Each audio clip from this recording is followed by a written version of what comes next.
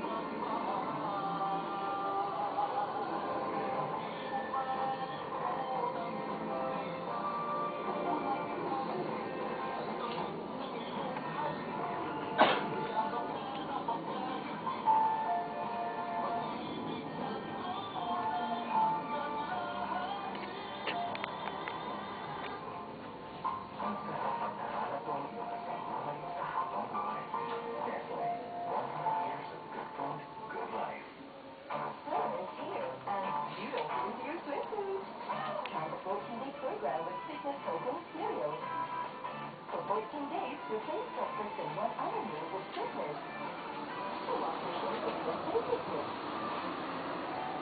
To take on challenges, a girl's gotta be strong. A girl also needs strong hair to defend against damage. Palmolive Naturals Complete Repair Shampoo has natural avocado oil extract and vitamin C. It helps repair multiple signs of damage, leaving hair 10 times stronger. When I'm strong, I can take on anything. And with Palmolive Naturals Complete Repair, so can my hair. Palmolive Naturals Complete Repair. Sa lahat ng mga may namin, hindi naman kami sa bed. Iwan ko loob sa presyong kainin. Sulit ang test. May anti-lash ka bumibigyan sa church na sa hirap ng gulo. Para mo bilang sa araw at abala. Bed, mamali.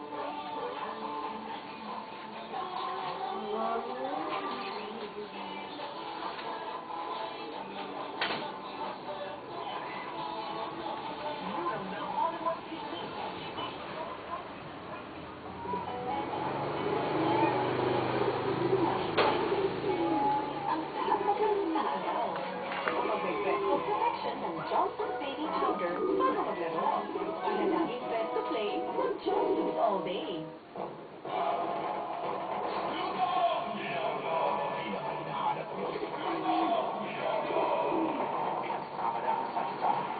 Chowking Chinese style fried chicken. My special Chinese bread. Para pumutok sa likod.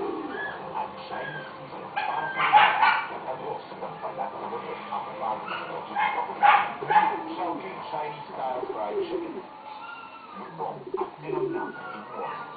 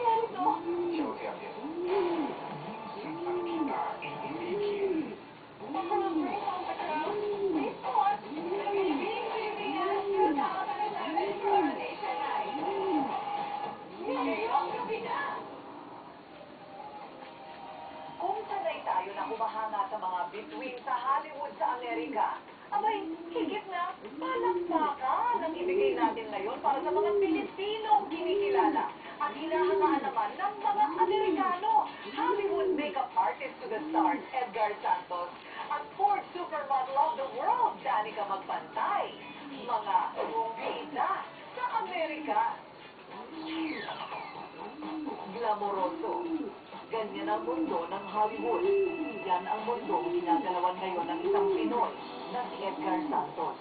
Tulad ng isang ordinaryong tao na humahanga lamang sa mga artista sa Hollywood noon, sino mag-aakala na makakakis-isang tiko ni Edgar ang mga ito sa tulong ng kanyang angking talento sa pag-makeup. Every meal is a problem kasi I came from a very poor family nga sa Malabon. It was not easy. It was hard. I mean, you know, so natatak sa isip ko na I need to strive hard. I need to work hard. Pagkatapos kumuha ng kursong journalism sa PUP, nagtrabaho si Edgar bilang clerk sa mga bansang Saudi Arabia at Germany. Ngunit iniwan ni Edgar ang kanyang trabaho. Bumalik sa Pilipinas at nagtayo ng sariling parlor sa Malabon bilang kabuhayan. At dito, nailabas niya ng gusto ang galing niya sa pagme-makeup. At nang magbakasyon sa Amerika taong 1990, nabigyan ng break si Edgar nang mag-audition sa fashion show ng sikat na designer na si Christian Dior. 50 pesos kada tupig lang ang kinikita ni Edgar noon sa kanyang pagka-sideline sa kanyang mga maliliit na parlor ng mga kaibigan sa Malabon noon. Pero ngayon, aba, $500 o $500 o 25,000 pesos kada pang-makeup at bagay sa buhok ang kinikita ni Edgar ngayon sa kanyang pinapasukang parlor sa Hollywood. Sa Rodeo Drive, super sikat na ngayon si Edgar sa Amerika. Madalas maimbitahan si Edgar sa mga makeover show sa Hollywood. Hindi ko pinangarap or inambisyon na marating tong whatever I'm doing right now. For me, it's just it was just a hobby, and then it happened, yeah. Si Edgar ang madalas na kumil para ayusin ang mga playerang bituin ng mga TV show tulad ng The Bachelorette, The Real Housewives of Beverly Hills, at Good Day LA sa Amerika. Mabenta rin pagdating sa mga gabi ng mga tulad ng Oscars at Emmys. Mga daan ng mga sa Hollywood tulad nila Drew Barrymore at Tia Carrere. Sa mundo naman ang pagmomodelo, madalas na ibang lahi ang nangunguna at namamayagpag tulad nila Kate Moss, Cindy Crawford, Claudia Schiffer, at marami pang iba. Pero minsan na din ipinakita ng kahit Pinoy na nakuha nila Melanie Marquez at Lana Flores sa World Family tayo ang kaya magsabayan pagdating sa paglasa. Mababa na puso ang Pilipinas. Natinirangin bilang 2011 fourth supermodel of the world ang Pinay na si Danica Magpantay. Ang kauna-unahang Pilipina na nakakuha ng titulo sa pinakamalaki at prestigyosong